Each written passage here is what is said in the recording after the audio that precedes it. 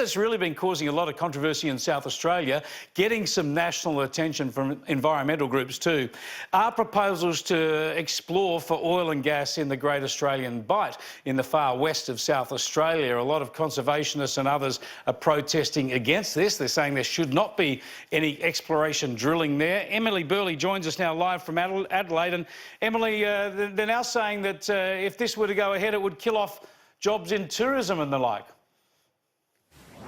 That's right, Chris. There's some new research out today. That's by the Australia Institute, and that research focuses on the risk versus the reward of that oil drilling in the Great Australian Bight. Now, they focused on a number of areas. Financially, they say that most of the money to come out of this project will, of course, go back to the Norwegian company Equinor that's behind it, with very little by way of royalties coming back on a state or federal level. But in terms of employment, they say the number of jobs this project will create are very small, in fact, insignificant when compared to the number of jobs South Australia stands to lose if it does go ahead. That's about 27,000 jobs that will be lost, they claim.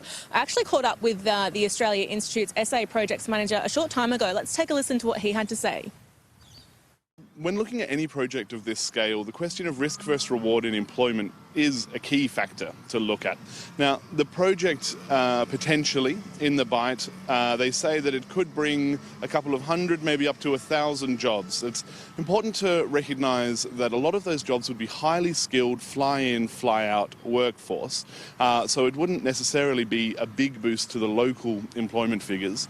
And also, if there were a significant spill in the Bight, it would put jobs in coastal tourism, fisheries and aquaculture at risk. The chance of an oil spill is high, according to the Australia Institute, which says Equinor has had 239 of them in its history. And in fact, a representative from Equinor is in the area today meeting with the Wilderness Society, which is pleading for this project not to go ahead. It says Equinor doesn't have the social licence for it, but the company actually has another month until September 27 to provide the details of its environmental plan after the federal regulator gave it an extension. And we actually saw Matt Canavan, the resources minister, in the area last week as well. He was promoting this oil drilling project, saying it has the potential to greatly reduce our reliance on foreign oil and gas supplies. So, Chris, as you said, at the very least, it's a controversial issue.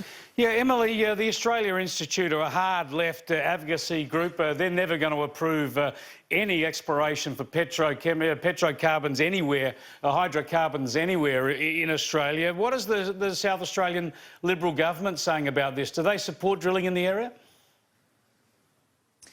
They have been supportive at this point. Of course, there are concerns about jobs. As you mentioned, the Australia Institute has said that there should be a complete step away from fossil fuels and drilling and towards renewable energy.